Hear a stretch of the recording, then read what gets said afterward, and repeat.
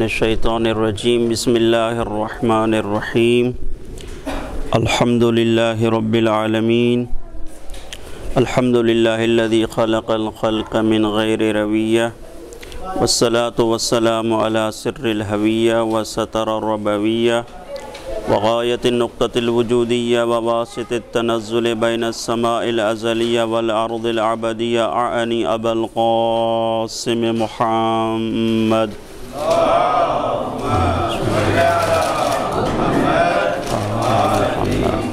وعلى آله أفضل الرعية ولعنة الله على أعدائهم أجمعين أما بعد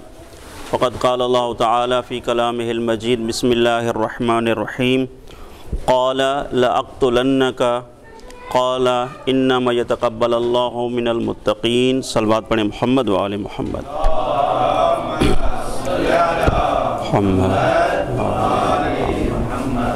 ایک مرتبہ سورۃ فاتحہ اور 3 مرتبہ سورۃ اخلاص کی التماس ہے۔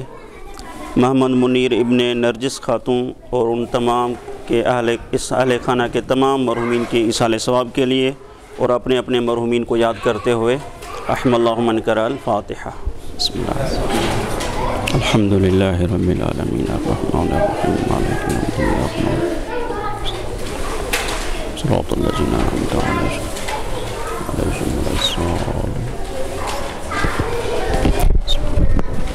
قل هو الله احد لم يلد ولم يولد ولم يكن له كفوا احد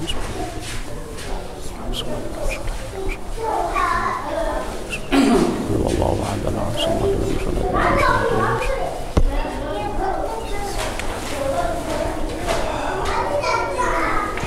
پروردگار آپ تمام مومنین کا اس محفل میں آنا منظور و مقبول فرمائے۔ پروردگار آپ تمام کی حاجات کو منظور و مقبول فرمائے، تمام کی صحت و سلامتی کے لیے اور خصوصاً یہ جو اہل خانہ ہے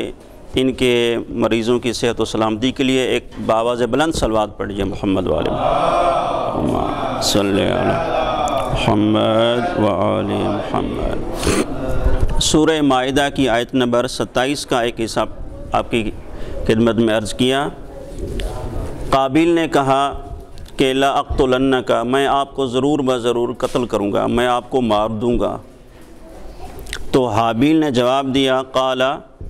کہ اس میں میرا کیا قصور ہے، انما یتقبل اللہ من المتقین، اللہ تو فقط پرہیزگار اور متقی لوگوں کے اعمال کو قبول کرتا ہے۔ اس آیت کے پیش نظر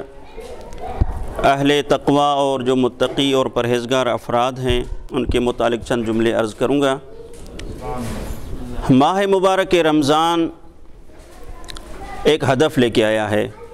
وہ ہدف یہ ہے جس طرح کہ آیت میں بیان ہے کہ کتب علیکم الصیام کما کتب علی الذین من قبلکم لعلکم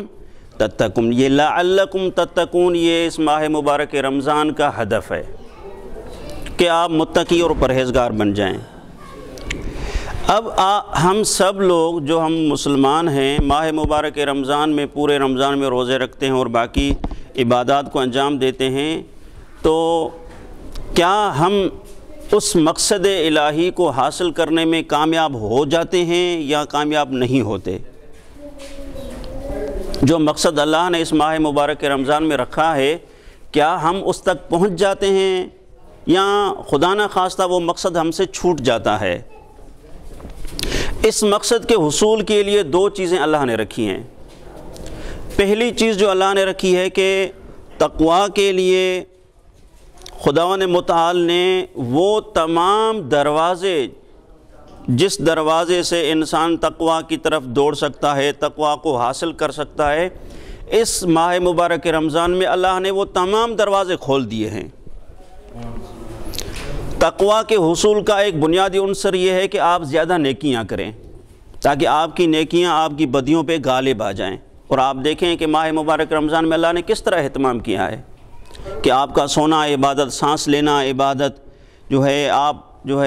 جو بھی آپ عمل کریں اس عمل کا ڈبل ثواب ہے، اور اس ماہ مبارک میں ایک ایسی رات ہے جو 1000 راتوں سے افضل ہے۔ یعنی یہ تمام اہتمام اس لیے ہے کہ آپ کی نیکیاں آپ کی بدیوں پہ غالب آ جائیں تاکہ آپ متقی بن جائیں، ایک عنصر یہ ہے۔ اور اسی طرح دوسرا عنصر یہ ہے کہ جو انسان کو ورگلانے والا شیطان ہے، اللہ نے اس کو جکڑ دیا ہے یہ بھی ایک تقویٰ کے حصول کے لیے بنیادی عنصر تھا کہ خدا اگر کہتا کہ میں آپ کو تقویٰ کی طرف دعوت دیتا ہوں، ماہ مبارک رکھا ہی اس لیے تاکہ آپ متقی اور پرہیزگار بن جائیں، اور ادھر سے شیطان بھی کھلا ہوا ہو، شیطان بھی لوگوں کو گمراہ کرتا رہے، تو کوئی بندہ خدا سے سوال کر سکتا تھا کہ خدایا اگر آپ تقویٰ کا حصول چاہتے ہیں تو کم از کم اس دشمن کو اس ماہ میں بند کر دیں، تو خدا نے مطالعہ اس کو پہلے سے بند کر دیا ہے۔ ان تمام اسباب کے باوجود کیا ہم اس ہدف کو حاصل کر پاتے ہیں؟ کیا ہم متقی بن جاتے ہیں، وہ متقی جو خدا چاہتا ہے، نام کے متقی نہیں؟ کیا وہ ہو جاتے ہیں یا نہیں؟ اس میں ہم سب طلاب ہیں اور ہم یہ جانتے ہیں کہ اگر کوئی علت تام بھی ہو، جیسے کہ سورج علت تام ہے روشنی کے لیے، سورج کسی اور کا محتاج نہیں ہے، روشنی کے لیے سورج کسی کا محتاج نہیں ہے، سورج خود علت تام ہے، لیکن اس کے باوجود بھی کیونکہ سورج روشنی کے لیے علت تام ہے، اس کے باوجود بھی بسا اوقات ہم دیکھتے ہیں، جس طرح کہ 2 دن پہلے برسات کی موسم ہو گئی، ہم نے دیکھا کہ جو روشنی وہ ختم ہو گئی، روشنی وہ گم ہو گئی۔ تو کیا یہاں پہ سورج کو ہم جو ہے سورج کو عیبدار بنائیں گے، یا ہم سورج کو کہیں گے کہ اے سورج آپ کس طرح کی علت تامہ ہو کہ آپ نے روشنی نہیں پہنچائی؟ تو وہ علت تامہ یہ کہے گی کہ میں نے تو اپنی طرف سے یہ کام کر دیا، میں نے تو میرا کام ہی ہے روشنی دینا، چونکہ آپ جانتے ہیں کہ سورج کبھی غائب نہیں ہوتا، یہ زمین ہے جو ہے سورج سے غائب ہو جاتی ہے، سورج ہر ٹائم جو ہے وہ روشنی دے رہا ہوتا ہے۔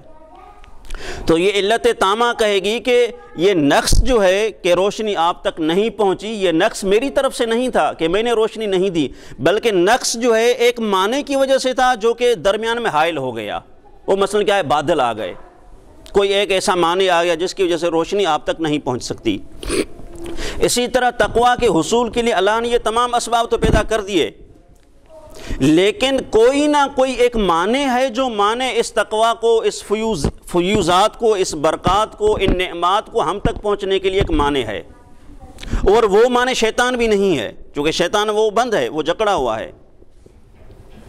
وہ معنی انسان کا نفس ہے، اور اللہ انسان کے نفس کو نہیں روک سکتا۔ اگر اللہ انسان کے نفس کو روک لے تو یہ قاعدہ جبر بن جائے گا، اور ہم جبر کے خلاف ہیں، پھر انسان مختار نہیں رہے گا۔ اگر اللہ جو ہے نفس کا بھی کنٹرول اپنے ہاتھ میں لے لے، شیطان کو بھی جکڑ دے، اور پھر اللہ کہے کہ آپ متقی بن جائیں، تو یہ جبر ہے، یعنی کسی کو مجبوراً آپ متقی بنا رہے ہو۔ اسی لیے اس جو ہے مذہب حقہ کے قاعدے کی بنا پر کہ انسان آزاد ہے، انسان کا نفس آزاد ہے، تو یہ نفس مانے ہے اس تقویٰ کو انسان تک پہنچنے کے لیے۔ ایک دو روایت عرض کروں گا بالکل مختصر ٹائم، ایک صلوات پڑھ لیجئے محمد و آل محمد کی ذات۔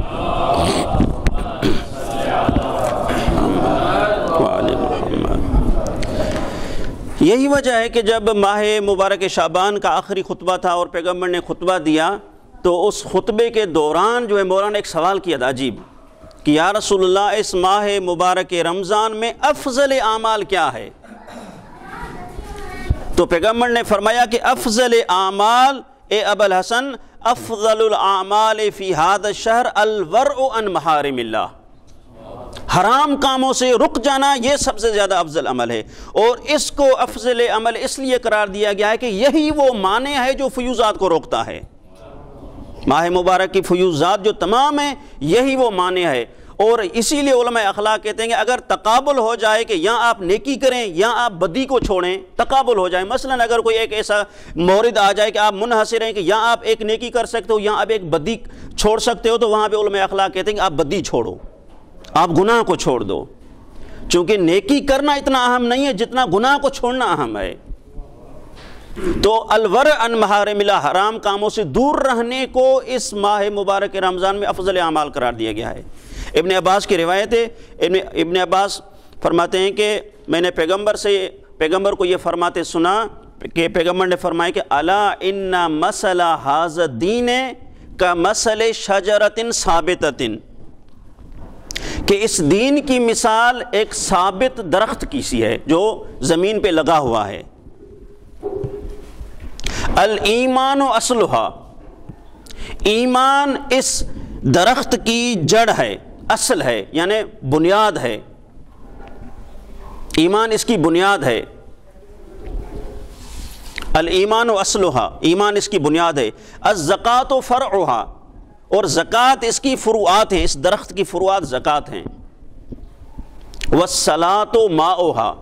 اور نماز اس درخت کے لیے پانی کی حیثیت رکھتی ہے،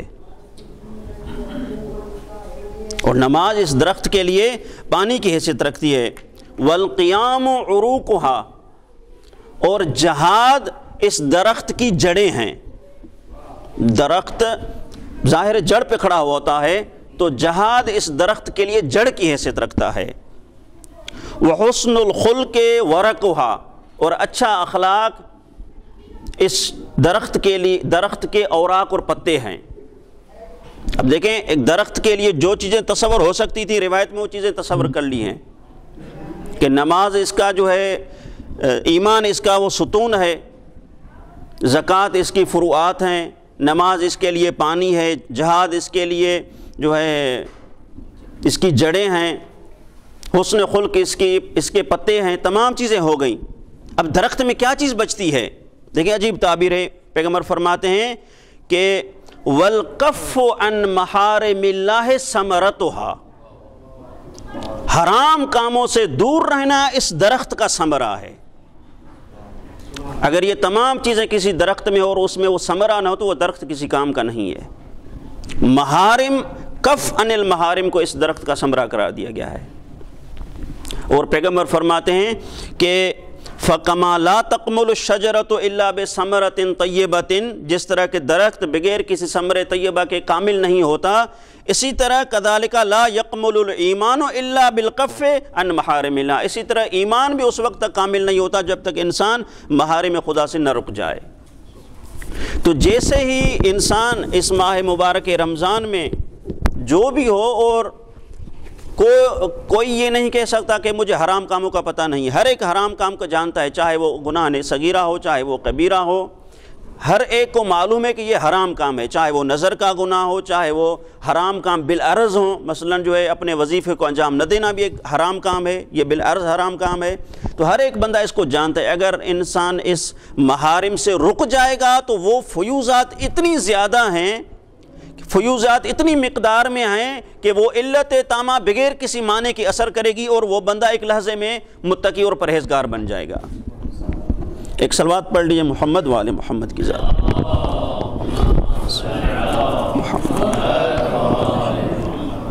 آخری روایت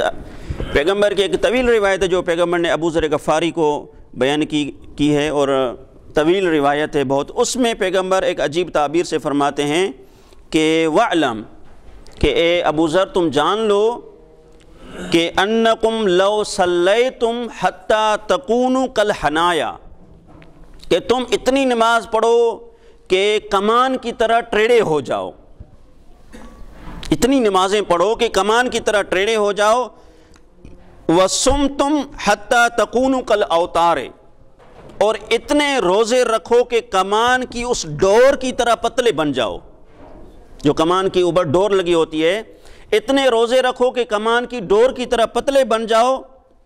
پھر بھی پیغمبر فرماتے کہ ما نفعکم بذالک ما نفعکم ذالک الا بورع، یہ چیزیں آپ کو فائدہ نہیں دے گی جب تک آپ ورع اور پرہیزگاری اور تقوی کو اختیار نہ کر لو۔ کیوں؟ کیونکہ قرآن مجید کی آیت ہے کہ انما یتقبل اللہ من المتقین، کہ اللہ فقط اور فقط متقی لوگوں کے اعمال کو قبول کرتا ہے۔ خدا نے متعال سے دعا ہے کہ اس ماہ مبارک رمضان کی برکات اور فیوزات کو حاصل کرنے کی توفیق عطا فرمائے۔ وآخر دعوانا ان الحمد للہ رب العالمین۔